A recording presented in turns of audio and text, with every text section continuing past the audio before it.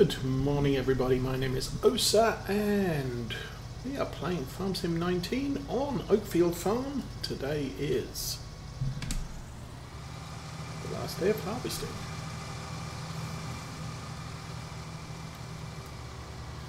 And I am so happy we actually got to harvest our soybeans in spite of my fears that it was going to rain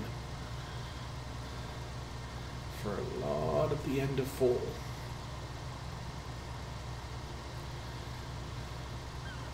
So this crop is dry enough to harvest, and we have a lot of day left.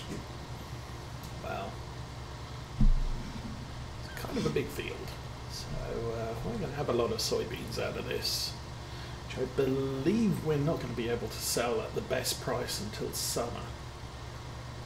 I will check on that later.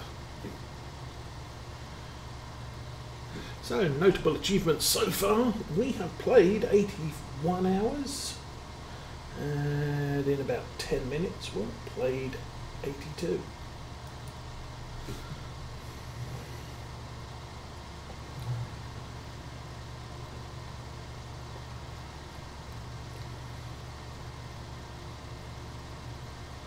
So I think this is my longest FS19 season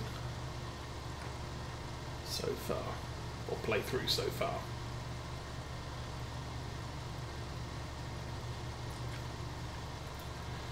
What else have we got going on? I've added the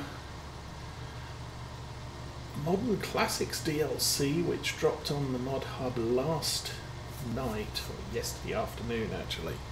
I usually check the Mod Hub about midday to do any mod refreshes or downloads. And it wasn't there then, but it did drop later on during the day. So that's been added to this playthrough, so it is now available.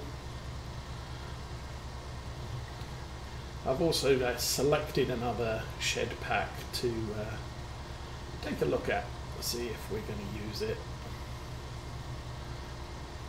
So I'd like a little bit of variety. I don't want to end up with just the sort of modern in-game, well, it wasn't in-game, kind of the modded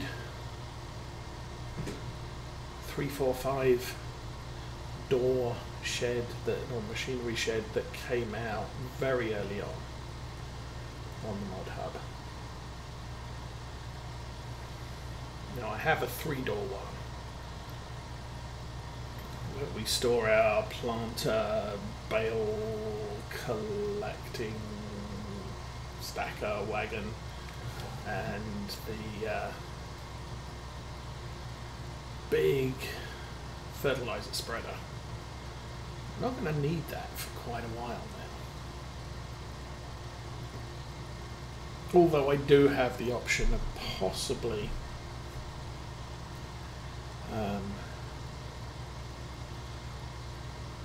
laying out some solid fertilizer on some of our fields early next year. Can't go too late because we can't put narrow tyres on that spreader, which means we'll wreck the crop. So we'll do what we can when we're able. We may end up doing a lot of spraying next year as well.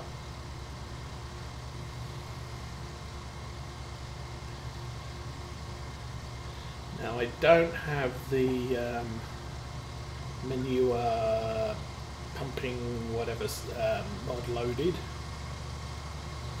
but we are going to be using slurry at some point, or digestate at some point. Oh, look there. Crop that didn't grow, crop that died. That's sad.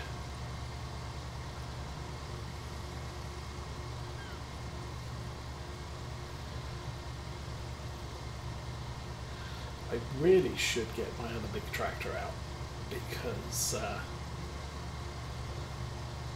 not even sure which one I've got down here. But I could set it loose on the field we did in the last episode with a plough. Yeah, I have the huge 2-axle spreader. I bought it for liming because this map has some big fields, and I don't want to be running to and fro back to the yard to refill the lime, which does deplete very, very quickly. So I went for a big lime spreader and spray everything else. Now from this year onwards I would like to, or from year 2 onwards, I would like to separate my what is it?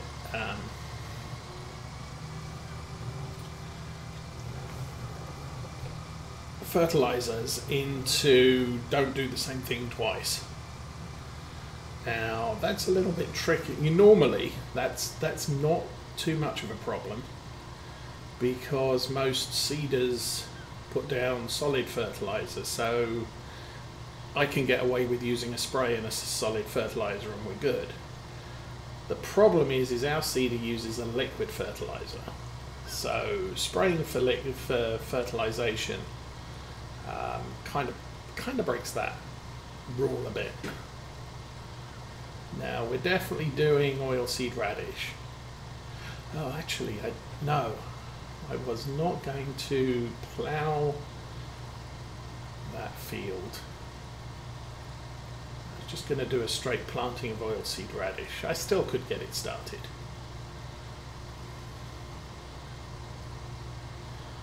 We do have a no-till seeder. Oh, I have to do it manually because workers, I think.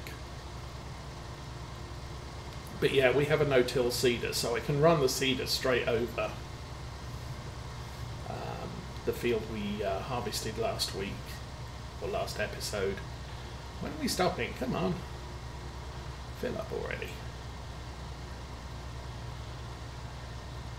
And good morning, Captain Zenk, and welcome to the stream. And a nice sunny Saturday. Okay, let's go find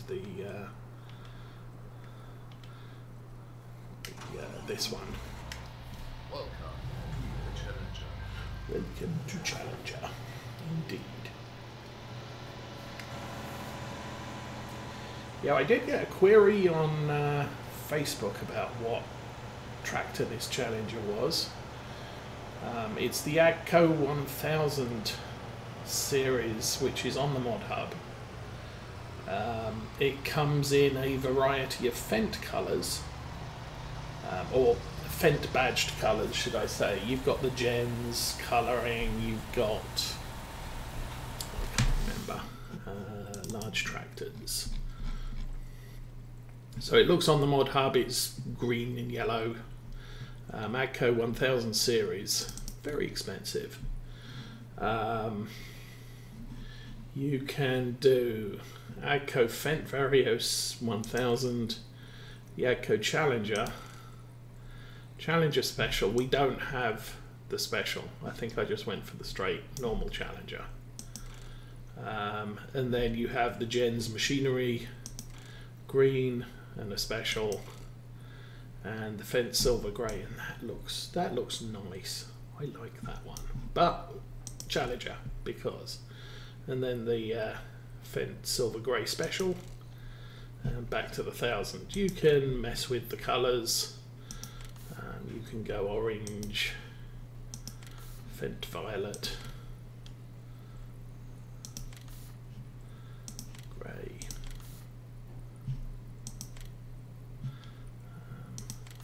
Is it that one? I don't know. You can change the colour on the radiator grille to a lighter grey. You can change the seat colour. So yay, orange seat. And a limited number of rim colours. I can't remember what the Challenger, does it give me a Challenger rim colour? I think I just went with straight black. But what else does it have? Trollborg, Michelin, Mitas and Nokian. Standard, Vario grip for wheel weights, wide with weights, and now you can get narrows on this thing. Rear narrows twin, front narrow twin. Nice. and big twins and twin US. So GPS, because I've got the GPS mod installed. Oops, too far. You can go with the front fender or without. A forest cage or not. Beacon light standard, LED orange. I think I got standard. I have no idea. And then engine setup between 396, 435, 475, 12, yeah, so 396 to 517. Big engine. We have the smallest engine on ours because, frankly, we didn't need anything bigger.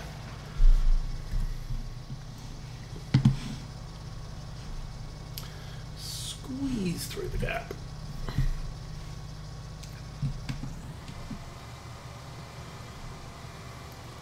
I mean, I'm aiming for about 400-ish horsepower for most of the equipment I'm running on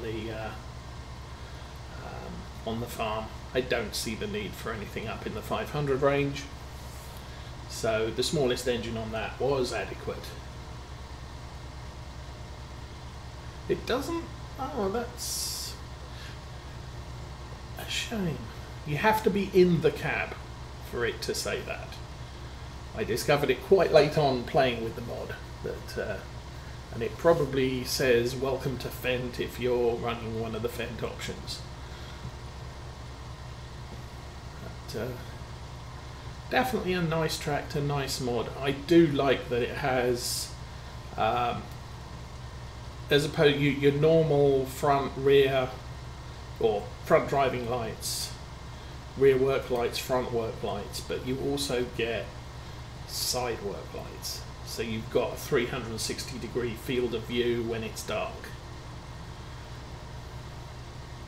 Not that I like playing in the dark when I'm streaming, because especially on Oxygen made David maps with seasons running, it tends to get pitch dark.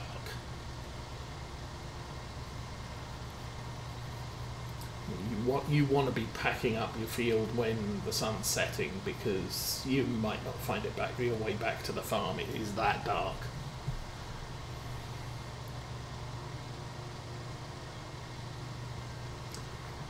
And it does get that dark in real life. I remember I went to a party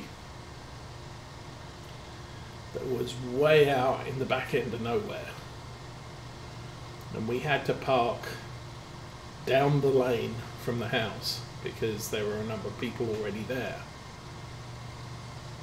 and the only way I could find my car was walking down the lane and pressing the unlock button every few seconds until the car lights came on. I could see where it was and where I was going, but couldn't see an inch in front of your face.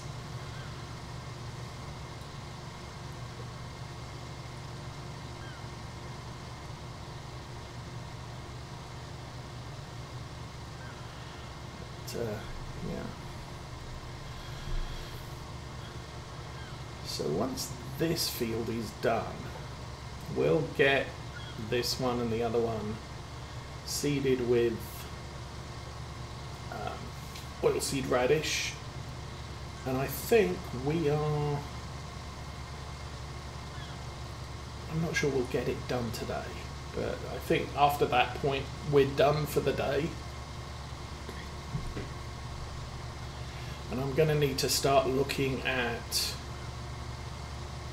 some crop rotation and decide which fields I'm going to plant with winter crops.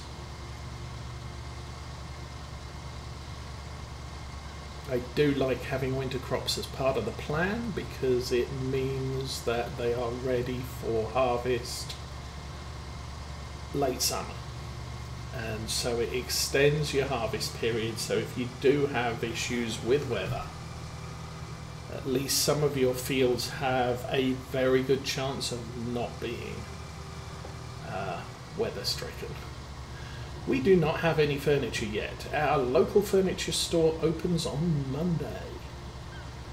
So there are plans to go shopping for furniture. Oh, and welcome to the Stream Mail team and happy Saturday.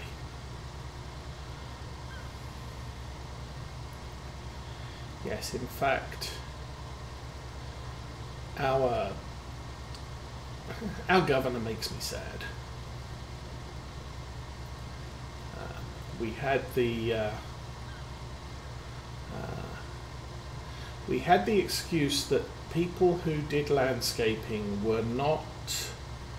She couldn't allow them to work because they would use gas pumps, and they're all poor peasants who carry lots and lots of diseases, and we couldn't afford for our doctors and nurses to be catching diseases off of dirty gas pumps, which these peasants use for their gardening equipment.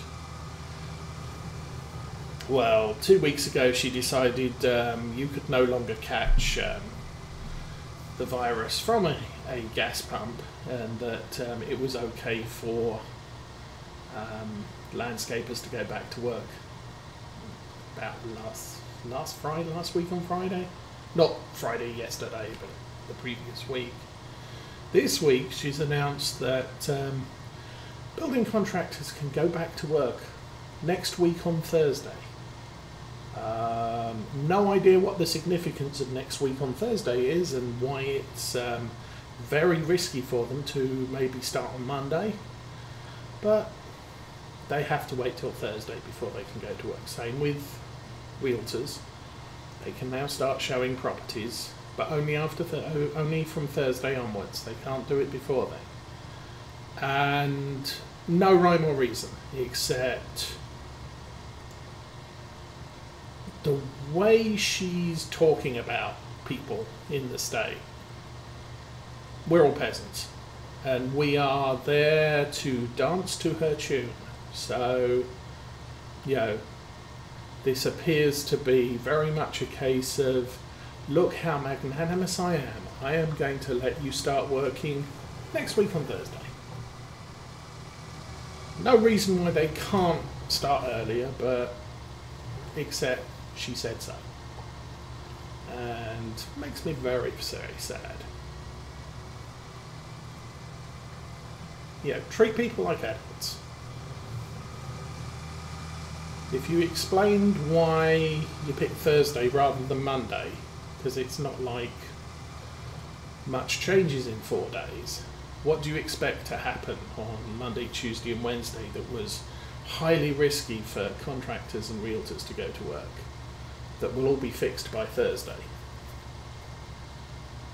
I mean, these are the sort of people who can pick up and start their businesses immediately. You know, they could spend Saturday and Sunday calling around their clients saying, yay, I can come around, we can take pictures, we can start, yeah, we can do a showing on Tuesday afternoon, whatever. But, you know, you could actually get started work immediately as soon as you have a client lined up. I mean, okay, hospitals, a little bit different. You know, you've got to get your staff together, you've got to make sure you've got a full operating theatre of staff to start working, you've got to call the patient. Yeah, you've got to look at who needs what done, what's an outpatient surgery that we can do, call up various people and say, you know, we can do you from Thursday onwards, whatever. And actually, you know, I think it takes more time to get a hospital theatre up and running from a dead start than it does for a building contractor to start up. I mean, our building contractor, he's got 2 outside jobs ahead of our next job, lined up, ready to go, and all he has to do is to turn up at the place and start putting nails in bits of wood. One of them is I'm not sure if it's a garden shed or a gazebo or something like that, which is an outdoor thing. Just start assembling wood when, you know, on any given day. If it's not raining, go for it.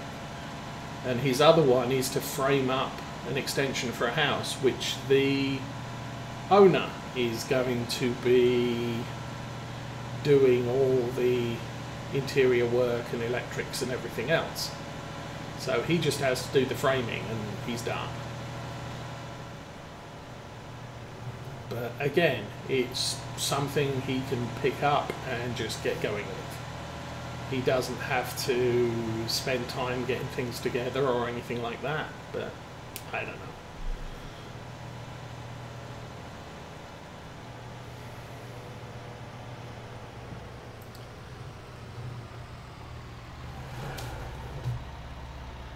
I mean, I'm very annoyed that our governor believes that everybody's children and, oh, people are not doing what I've told them to do, so I must punish for them by grounding them for longer. And I'm not going to work with the legislature because I'm a petty dictator and I don't need their input. I know what I'm doing the best for everybody. Except, no, you're not. Your unemployment website doesn't work.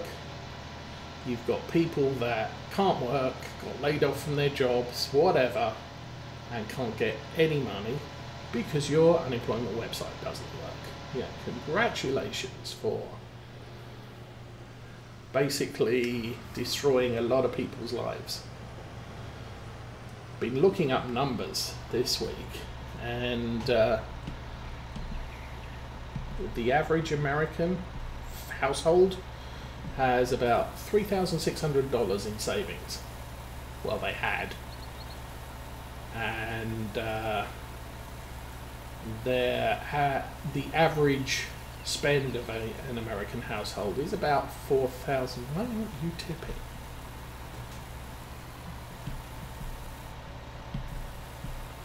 There we go. The average spend of an American household is somewhere in the region of $4,300. So you are short $500 savings versus outgo for a month. And if your income stops for 2 straight months, your credit cards are going to be maxed out, your savings will be gone, and you're going to be thinking, well, how do I get through the next month? Because there's no end in sight. Is it silly people not learning to save? There are way too many people who live beyond their means. Pretty much everybody. You're talking about 20% of the US population that spends less than they make. The only reason that a lot of people have any retirement savings is because their company does a match. You put 6% in, we'll match 0.5%, so you end up with 9% in your 401k, free money. And everyone says, "Ooh, free money." Yes, I'll invest 15% into my retirement, and then when I need a new car, I'll borrow against my 401k because I'm allowed to. And that's really sad. People are spending their nest egg on stuff, and it's sort of, well, I'm just borrowing the money from myself. Yes. And the other thing to consider, and it's something I didn't consider for many years, you might be living in a small house trying to make ends meet with a 5-year-old car, or actually a 1-year-old leased car with payments of $500, $600 a month. And the guy in the next development over, who has the $500,000 mansion with the luxury sedan and the sports car and the sporty 4x4 and all the toys, he is as broke as you are when it comes down to it. He earns more money by a large margin, but if you don't get paid for a week or two, you've got a problem. If he doesn't get paid a week or two, he's got the same problem you have, except his problem is 20 times bigger. Because his monthly outgo is bigger than yours. So, and there are people who come to the point where they say, well, hang on a minute. And it's something my wife and I did. Oh, good grief. We were still in Texas. So 12 or so years ago. And we'd figured out, we had a big emergency fund, except we couldn't use it. Because we'd made our emergency fund when we were both working in California. And we moved to Texas. And I lost my job and then had to relocate to Michigan for a new job. And we were basically at the point where that nest egg was not getting bigger. It wasn't really getting much smaller, but we had no money at the end of the month, because when you put the car payments, at the time rent, and credit card payments, and buying food every month and all the rest of it, there was absolutely zero left at the end of the month. So if we had an emergency, there was no way we could consider using that savings, because it was never coming back. And we said, no, this is a stupid way to live. And I'll throw out names anyway. I was having lunch in the car. I'd go down to, Subway or somewhere like that, sit in the car and listen to an hour's worth of radio. And couldn't find anything interesting, so I was skipping through the channels and I came across Dave Ramsey. And I got home and said, okay, there's this dude called Dave Ramsey and we probably should listen to him. And my wife was like, yeah, one of my friends on Facebook was just talking about him and it sounds like something we need to look at. So we said, okay, and we looked at it, and basically it's a small, it's a financial here's how to get financially secure. And he does it in baby steps, what he calls baby steps. And step one, save $1,000 as fast as you can. Okay, done. We had way more than $1,000. Step two, pay off all your debts except your house. So car, credit cards, everything like that. We kind of hummed and hawed about that one, and then said, because again my wife's sitting there saying, well, we've got loads of money in our in savings, which is our emergency fund. We had a frank discussion about it, and I said, well, it's not really our emergency fund, because we can't use it, because it's not getting any bigger. If we got rid of the car payment, if we got rid of the credit card payments, we've got $600 a month coming in over the top. And she's like, oh, okay. So step two, pay off your debts. So within a week we'd paid off our debts. Step three, save 3 to 6 months of an emergency fund. Well, we were already 1 month in with what we had left over from what had been our emergency fund. I mean, we had a 1-year-old car, so there was a lot left to pay on that loan. But we did that. We paid that off. We paid off the credit cards. And we started saving the emergency fund. And frankly, 3 to 6 months, that's sufficient to get through this. Now, I mean, we've cleared off our debts. Our home is up. We own our home. We just I say downsize our home. We didn't really downsize our home. Our home is bigger than our previous home, but it cost us less. by a significant amount. So we have a lot more than 3 to 6 months of savings. We now have 2 vehicles.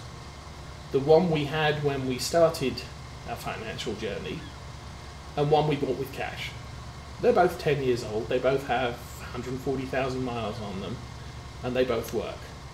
And they don't cost a lot to run. They are kind of pricey when it comes to repairs, because they're Saabs, European high-performance vehicles, but they don't break down very often because we take care of them. They're serviced regularly, oil changed regularly, and so, yeah, I'm going to keep them. There is no reason to get rid of either of them, even at 10 years old and 140,000 miles, especially not in the current climate where we're not even going anywhere. Yeah, we're getting, 4 weeks to the gallon on one vehicle, and the other one's sat in the garage all day. So, yeah, you get rid of that, and we are making way more per month than we spend, because we don't have the car payments, we don't have the mortgage payment, we don't have credit card payments. The furniture we are planning to buy next week, cash, and we have the cash to buy it. And that's how life, that's how life for us works. So when the government comes along and says, everything's shut down, you can't work, you can't shop, we're not worried. The average American, supremely worried. I believe it's round about 45–50% of families only have $1,000 in savings. They're not going to make it past a week.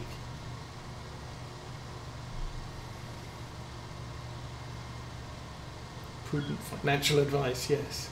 It's how I run my farms in farms. Except we currently have about £200,000 on loan on this farm.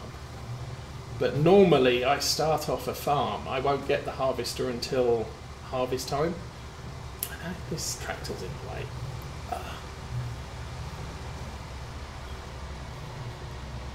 But, I try and run on 0 debt for as long as possible. I may borrow to pay the harvester.